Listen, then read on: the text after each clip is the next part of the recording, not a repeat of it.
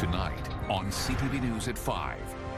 Kids don't know everything, and we need some monitoring to make things safe for everyone. Preparing parents, AI is here to stay. Expert advice to guide your kids so they don't get lost in the shuffle. This one, that's it. No coins required. Just pick it up and it plays the recording. Creative calls. Find out how to dial in to the poetry phone. It was weird. My notification was just blowing up like crazy because I was in the middle of school too. And sound the alarm. A Halifax rapper creates a viral hit while studying for his engineering exam. A weather system passing by over the Atlantic will return rain and showers to parts of Nova Scotia tonight. Live from the Maritimes News Center, this is CTV News at 5. Good evening and welcome to CTV News at 5. I'm Maria Pano-Palace. Thank you for joining us. First at 5 tonight, AI aware. It's inevitable. If your kids aren't already using artificial intelligence, they will. From everyday searches to homework help, AI is here to stay, and it's changing the way children learn and interact. As CTV's Vanessa Wright reports, parents and educators are in a race to teach kids how to use it safely and responsibly. Hi, Vanessa. Hi, Maria, and it's an important conversation to have. The technology is still fairly new, but its popularity is growing fast, especially among young people. There's a lot parents can do to stay one step ahead. AI technology has quickly become an educational and sometimes emotional tool for young people, but its capabilities are still a mystery in some ways. We have no rules. We have no guidelines. We've never been here before. So we're all trying to figure this out for the very first time. As with most trends, youth are typically first to get their hands on it, which is why digital anthropologist Giles Crouch says now is the best time for parents to help their children navigate the technology, especially with several real-world cases of AI gone wrong. This is what parents bring to the table because we have lived experience. We've been around for a number of decades, so we've kind of got an idea of what's right and what's wrong and what the rules and values are in our culture and society. So it's really important for parents to be able to communicate these things to kids as they're using the tools. Crouch isn't alone in that thinking. Yeah, I definitely think more parents and teachers, anyone who has the power to watch over students and children who could get into AI sites easily should have some guardrails up, because we don't know what misinformation is leading them to other sites and how dangerous it honestly could be in the end. I believe it is a train, and I'm not sure how to stop it, but we need to figure out how to use it. Kids don't know everything, and we need some monitoring to make things safe for everyone. And while he agrees it can be a useful resource, Crouch encourages parents to set limits on AI use and monitor how children interact and respond to it. Keep an eye on their emotional state. You know, are they feeling depressed? Are they exhibiting signs of depression or frustration, suicidal thoughts, that sort of thing? Giles Crouch says parents should see this as a learning opportunity for both them and their kids, but one that should still be open and honest about its potential dangers. Maria. Oh, isn't that the truth? Thank you, Vanessa. CTV's Vanessa Wright for us in the news center this evening. That actually brings us to tonight's web poll. We are asking, does your child use AI? These are your options. Yes, all the time, or yes, but sparingly. Another option is no, never, and the final option, I'm not sure. Go to ctvnewsatlantic.ca to weigh in and to see the latest poll results. All right, Bruce Frisco joins us now with a look at the day's headlines. Hi there, Bruce. Hey, Maria. Well, the Prime Minister today unveiling his clean energy plan for the country. Mark Carney has big plans for Canada's energy grid. His goal for the provinces to be able to share their power sources and connect all the grids right across the country. Currently, some say it's easier for them to get power to and from the United States than it is from our provincial neighbors. Details tonight, CTV News at 6. Current state of healthcare in Nova Scotia, the focus of a gathering today in Halifax. Among the topics, the one patient, one record system and attracting healthcare professionals. Coming up at 6, we'll hear more about the health of the system itself, including plans to improve access. And on the cusp of a new tourist season, the Hopewell Rocks are getting the once-over by geological experts. They're checking in on the health of the cliffs and the iconic flower pots there. Coming up at 6, we'll hear more about this go-to destination and how it fared after a long and sometimes difficult winter. And speaking of long and difficult winter. I hope you're not talking about my forecast. Not at all. Not at all. It's not too Anyway, bad. today wasn't bad at all, really. Yeah, there was a fair amount more cloud cover around the Maritimes today compared to yesterday, but it wasn't like it was completely overcast. There were periods of the day where it was a little bit brighter, where the sun peeked through a little bit at times. Temperatures are certainly a bit more on the milder side around the Maritimes, now mostly sitting around the mid to high teens. But we do have 20 degrees being reported at the weather station near Doketown in New Brunswick. Because the south wind is onshore off of cooler ocean waters for a few areas, we are seeing some cooler temperatures reported on the Atlantic coastline of Nova Scotia and around the Bay of Fundy coastline in New Brunswick. In some of those communities, temperatures around the low teens. Taking a look at our winds around the region, we can see the winds are mostly out of the south and southeast. They're being sustained in a lot of cases between 10 and 30 kilometers per hour. Here's our wind gusts, and wind gusts in the range of 30 to 50 kilometers per hour for parts of Nova Scotia. Lower than that for Prince Edward Island and for New Brunswick. Just a few gusts appearing there between 30 and 40. Taking a look at things on radar and satellite. So there's the cloud cover that I mentioned. You can see it's fairly widespread around the Maritimes. Was accompanied at times by a few showers in the north of New Brunswick. There will be a further chance of some showers in the northwestern corner of New Brunswick this evening and tonight. But most of the wet weather we're expecting during the nighttime hours is going to be coming into the province of Nova Scotia. That's with a coastal low pressure system that is going to be holding off the Atlantic coastline of that province, but comes in close enough to bring in showery conditions into the west of Nova Scotia and rain tonight for Halifax and east in the province. And that weather system is likely to linger with some rain and some showers for a few parts of the Maritimes for our Friday. We'll talk more about Friday, and then we'll start looking into the long weekend forecast when I'm back a little bit later on. Maria. I like the sounds of that. Thank you, Kaylin. Right now, it's time for our first break here on CTV News at 5. But first, a preview of a couple of the stories still to come on the show. I'm Brianne Foley in Dartmouth, where this old payphone is being repurposed to bring passersby some joy. We'll have that story coming up tonight on CTV News at 5. Hey, it's Emily from Halifax Seed, and it's time for another edition of the Garden Guide. This time, we're getting out in the garden. The Garden Guide is brought to you by Halifax Seed, growing for 160 years.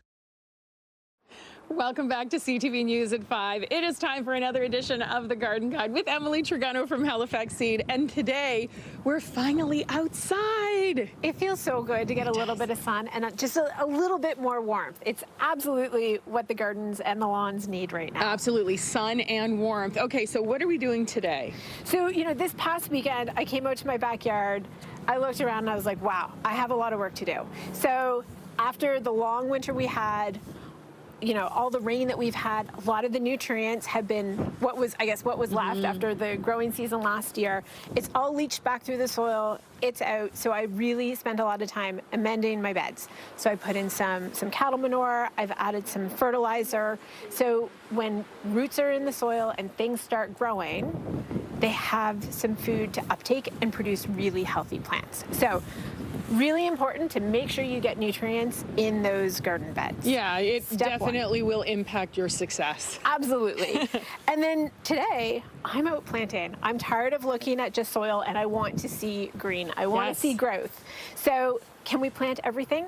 Absolutely not. But we can certainly plant many a things. So, kale and lettuce and greens, they're really great. Hardy, your root vegetables, so beets and carrots, peas. So anything that could withstand a little bit of cold temperatures or an overnight frost when it comes to vegetables, that's what you can put in. You're going to stay away from your nightshades, so your eggplant, peppers, tomatoes, basil especially. Okay. Stay away from those right now until we get past that risk of frost. But there's lots that you can put in. And I also like to put in a combination of both transplants and seed. Okay. So especially with my kale here, I will do a little bit of both. So I have transplants in, they're already growing. I'll be able to harvest from them relatively soon, but I'm also going to start seed. So then I have different plants at different stages and a longer harvest. So I do like to mix that up a little bit. And one thing to mention is how you can prepare seeds. So sweet peas are so lovely. They grow really well in our climate. So these are sweet peas here. You can get, and these are the flowers. So you can get short ones, you can get tall ones that are going to grow up on a vine. The outer casing of the seed is really it's pretty hard. Yeah. So I like to soak those overnight, and then I'll plant them. It just gives them a little bit of a boost when it comes to and how do you starting plant those? Just in a row? I'll plant them in a row and I'll let them grow up on the trellis. If they're a dwarf variety, then they wouldn't need any support. And then lastly, we need to talk about blueberries because they grow so well here in Atlantic Canada. So fertilizing. A lot of people forget, me included, to fertilize blueberries. You do want to fertilize them 3 times a year. Right now, it should be the first time. So when you notice the buds starting to break, that's when they're ready for their first feeding. So I'm going to do that today too. Once you do plant something, how much water does it need? So you really want to take stock of how much moisture is already in your soil. Is it going to rain this evening? So you want to have a little bit of an understanding of what's going to happen with the weather, because you don't want to rot the seed out, but you do want to make sure that there is moisture in the soil. So a really good rule of thumb is if you grab soil and you can form it into a ball, and there isn't water streaming out of it, and it's not flaking away. Like, I would say this is probably a little dry.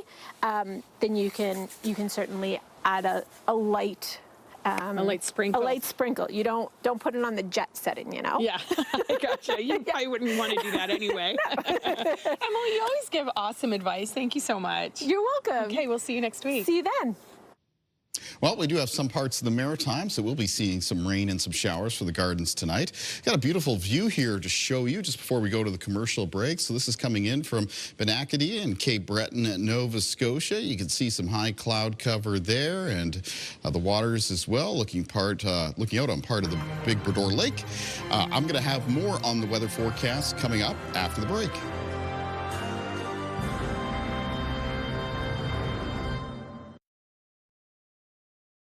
Welcome back. Kaylin Mitchell joins us now. Kaylin, so many of us are just hoping for a nice long weekend. It's Thursday. We're trying to make plans. May long weekend. That can always be a little bit of a coin toss for weather conditions here in the Maritimes, though it looks like this time we've come up with some sunshine and some warmer temperatures for it. Just taking a look at our sunrise and sunset times here as we're looking at the faster flowing waters now. Partridge River and around the Mineville area of Nova Scotia. So, well, the long weekend forecast has some sunny and warmer conditions. There's still a little bit of wet weather to talk about between now and then, including for parts of the Maritimes as we move through tonight. Now, barometric pressure is currently in between being high and low pressure, but there is a low pressure system out over the Atlantic. It's a pretty strong one. It's not going to be moving directly into the Maritimes, but as it moves off towards the northeast, it does come close enough that it is expected to return some rain and some showers into parts of Nova Scotia for tonight. And then there's a couple parts of the Maritimes that are likely to linger with some showers in the forecast for Friday. Taking a look at things on radar right now, speaking of showers, there will be a chance of some showers this evening and tonight up around the northwest of New Brunswick. And then here's the outer edge of the rain and the showers, that low pressure system sitting out over the Atlantic. And you can see it's starting to get a little bit closer towards the south shore of Nova Scotia.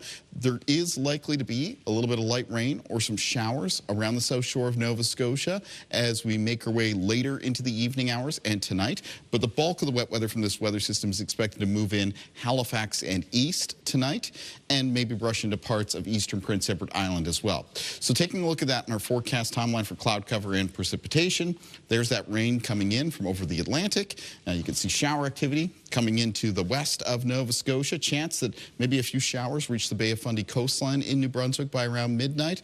But here's the steadier rain, and mostly coming into the east of Nova Scotia, including Cape Breton, where it will still be in place for Friday morning. In fact, through at least the first part of the day on Friday, it is going to be rain in Cape Breton and some showers for Prince Edward Island and northern and eastern areas of Nova Scotia. There'll be a lower chance of showers for tomorrow for a few spots in New Brunswick and the southwest of Nova Scotia. Those areas, though, it's about a 30 or 40% chance of a shower throughout the day. Otherwise, we're looking at fairly cloudy conditions around Prince Edward Island and the east of Nova Scotia. Other areas, though, like New Brunswick and the southwest of Nova Scotia, may see occasional breaks in the cloud cover just to lighten things up. Maybe see a little bit of blue sky. Taking a look at the winds in the forecast for tonight, as that low pressure system begins to come a little bit closer to the Maritimes, the winds become easterly in their direction. And they'll be out of the east and northeast for tomorrow. Now, a lot of the wind gusts will be in the range of 30 to 50 kilometers per hour. But for northern Inverness County in Cape Breton, because the topography of the Cape Breton Highlands, that easterly wind is going to get some enhancement as it comes down towards the Gulf of St. Lawrence side of the Highlands. So northern Inverness County there, underneath a wind warning for Friday, some of those peak gusts could get up to around 100 kilometers per hour. Low temperatures in the forecast for tonight around the Maritimes, mostly in the range of around 5 to 10 degrees. And high temperatures in the forecast for tomorrow held a little bit cooler around Prince Edward Island and the eastern half of Nova Scotia, where there's a higher chance of some rain and some showers. And then milder temperatures expected into New Brunswick as well as the southwest of Nova Scotia. Let's take a look at our weather watcher for tonight. And tonight's weather watcher is coming in from 5-year-old Bryson Wilson from Elmsdale, Nova Scotia.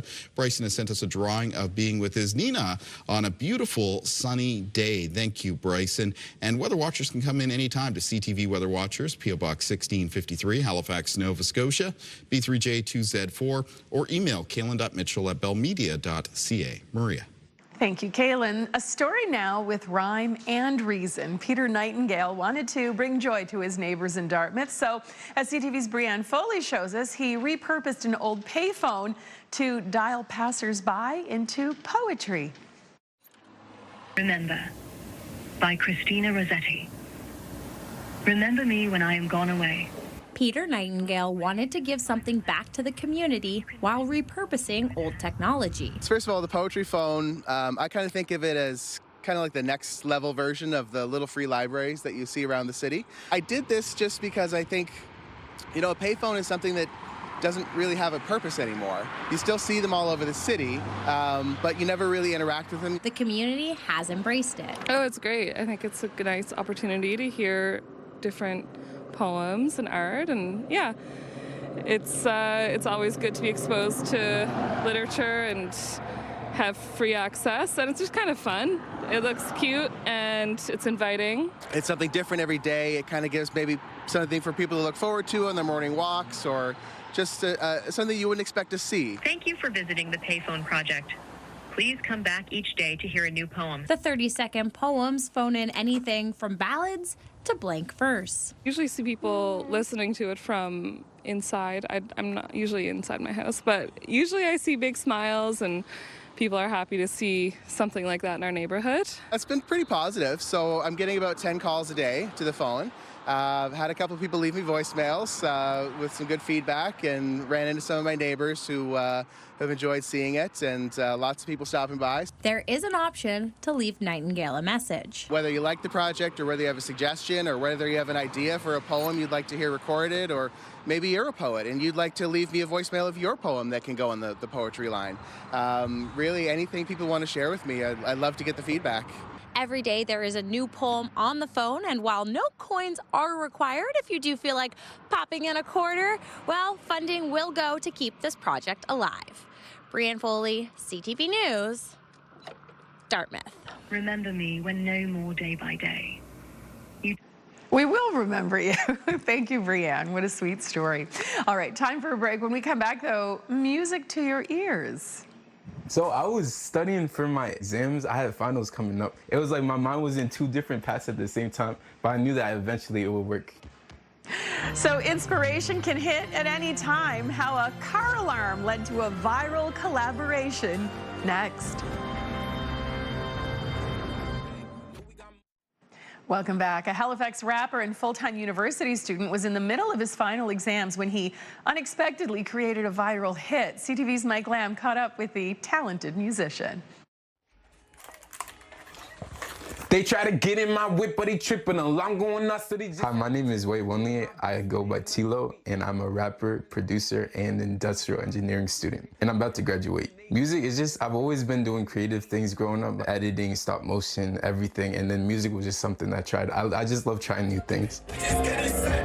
I make my music by ear, so I don't know any music theory. I just taught myself. So I was studying for my exams. I had finals coming up, but I seen this video of this girl just making a beat to a car alarm, and I was like, oh, that's so nice. So I just took that video and then I made a beat out of it that night. When I had the lyrics, I went straight to my studio. I recorded the chorus, and then it just went viral. Yo, y'all hear that? They try to get in my whip, but he tripping. The alarm going off, so they just had a dip. Gelling my beat, man, there ain't nothing sweet. Her name is Prasasi. She said that she was so honored to be a part of something like that. And I was just, honestly, I was honored that she even reacted to it and responded. It was just great working with her. It was weird, especially when it was blowing up, like my notifications was just blowing up like crazy, because I was in the middle of school too. I had exams coming up, studies, and I had to like keep my mind focused on this school thing. Well, my phone was just silently blowing up. I'm done my classes now, so I can just focus on the music, make sure this song goes well. I said when you made a hit song, but you need to be an academic weapon to graduate. So I let my fans, I let the supporters know that I was focused on school because that was more important for me to graduate and make sure I get everything right. But I still let them know that the song was gonna come out eventually. I'm making it hit. All of my people get straight to the bag. A lot of people said that Halifax, you can't blow up in Halifax, is a small city. But I want to be an inspiration to let people know that just because a city is small doesn't mean that you can't do big things. Obviously, right? Yeah. Wow, that is awesome. By the way, if you'd like to download the song for yourself, Tilo has just released the full-length version of the song titled Carjack on Spotify and also Apple Music. You never know when inspiration will hit and when success will come. Amazing. Yeah. All right, let's talk about the weather. Sure. So we do have a weather system that's going to be bringing a little bit of rain to parts of the Maritimes both tonight as well as tomorrow. But then as we get to the long weekend forecast, there's going to be more sun across much of the region, and temperatures, now they take a little bit of a jump up as well. So we'll get into those details coming up at 6. Thank you, Kaylin. We'll see you and Bruce at 6. Thanks for watching, everyone. National News is next.